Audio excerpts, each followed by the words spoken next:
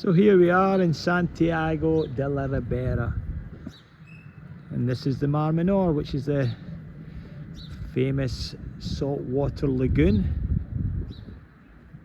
which is actually fed by the Mediterranean. You can maybe see in the distance, that's La Manga Strip.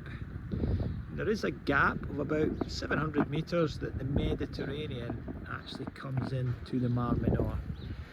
The Mar Menor is ideal, especially in the summer, because it's shallow, it's like a warm bath, and it's really got high salt mineral content.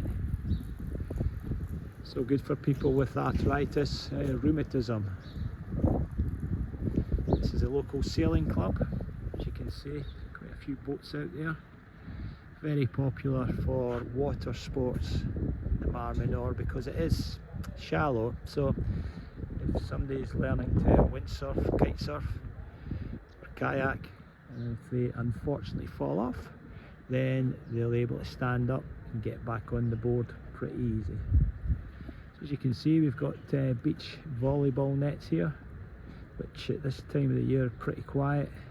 But normally from about April right through to October, you're going to have more people down on the beaches here in the Mar Menor. Now this is closed up, but these are called chiringuitas, which are small bars, and sell their usual beer, tapas, wine, coffee.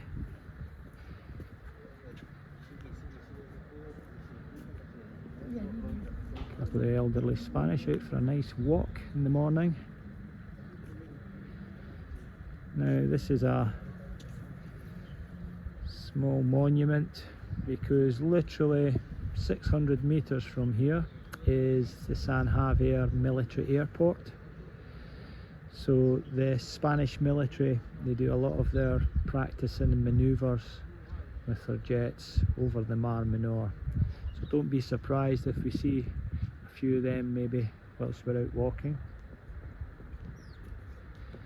You've got the beach football. I used to play professional football for a number of years, but I've never fancied playing on the beach. I think the energy just saps out the legs playing on the beach. So a typical morning, having breakfast here down the coast, nothing better. Nice coffee and a bit of toast, and generally tomato, fresh tomato, all mixed up with olive oil, a touch of rock salt. Very nice.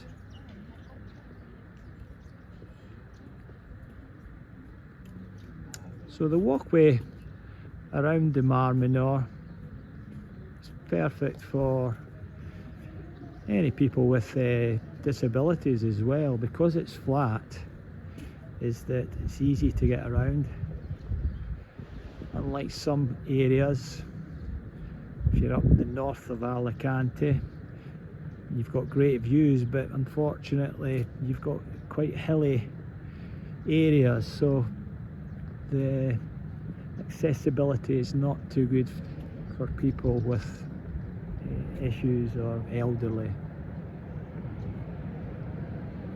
So this beautiful building is the sailing club here in Santiago de la Ribera. Very nice restaurant that's open to the public, very reasonable as well. Normally from about April, out in the Mar Menor, they will put nets right along the coastline. The reason for this is that the Mar Menor is a breeding ground for the jellyfish. So by putting nets out about 200-300 meters from the coast, is that it stops the jellyfish coming inshore, and also enables the locals, the children, to enjoy the swimming, the water sports, without having the risk of being stung with hundreds of jellyfish. Another plus point with the nets is that it stops things like jet skis and boats coming in to the coast, where you've got people swimming or lying in the warm waters.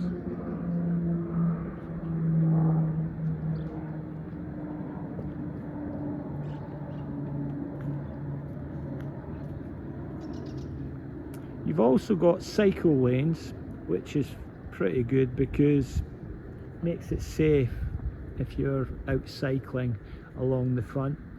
Also means that people aren't getting in the way because they are designated cycle lanes here.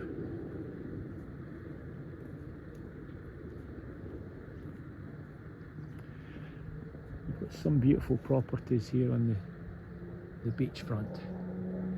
The majority of these properties will be Spanish holiday homes, and they tend to be passed down the generations of Spanish families. So you don't often get properties coming on the market that are frontline to the beach in Spanish areas such as Santiago de la Ribera, because most of the time, you know, when Granny and Grandad pass away, the property then gets passed down to either their son, daughter. Spanish generally will come down in August, for the whole of August, because it's cooler down by the coast, and you can have, you know, 3 or 4 families all in one house. Very family orientated, and having the beach close by means that the children are well occupied with plenty of things to do, meeting their cousins. Now I don't know if you can see in the distance, but there's one of the Spanish Air Force jets just going over the top of the boats there.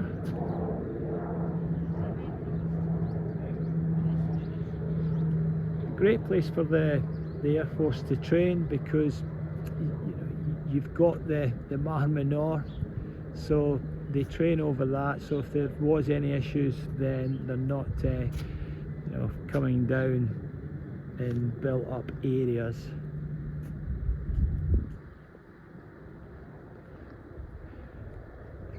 Another thing that the Spanish generally do is that, you know, especially in the summer months, they will get up maybe 10 o'clock in the morning, have their breakfast, and then pop down to the beach with their sunbeds, and then at 2 o'clock, that's lunchtime in Spain, so at 2 o'clock the beach gets evacuated and they all head back either to the local restaurants or to their local homes, their holiday homes, where they'll have a nice big lunch, and then they'll have maybe a couple hours siesta, and then at 5 o'clock, when it's getting a bit cooler, they will all reappear back on the beach, and they can be on the beach till 8 o'clock, 9 o'clock at night, and then head back to their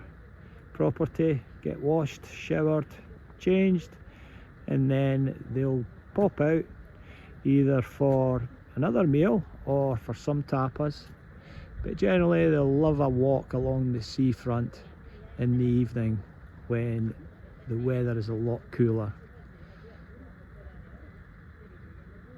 So if you're looking for a place on the beach, pop down at 2 o'clock and you'll have the choice of different areas, as the Spanish have disappeared out of the afternoon heat of the sun.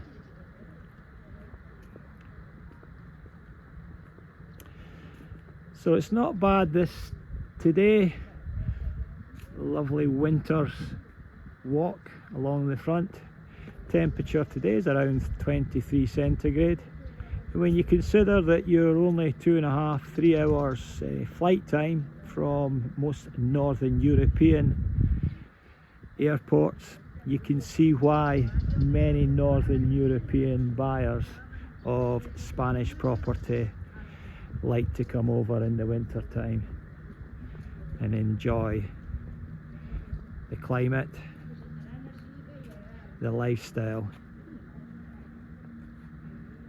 and also the great food and drink that Spain has to offer you. So for more information about buying property in the Murcia region of Spain, enjoying our Spanish friends walking and jogging, contact us at chersun.com.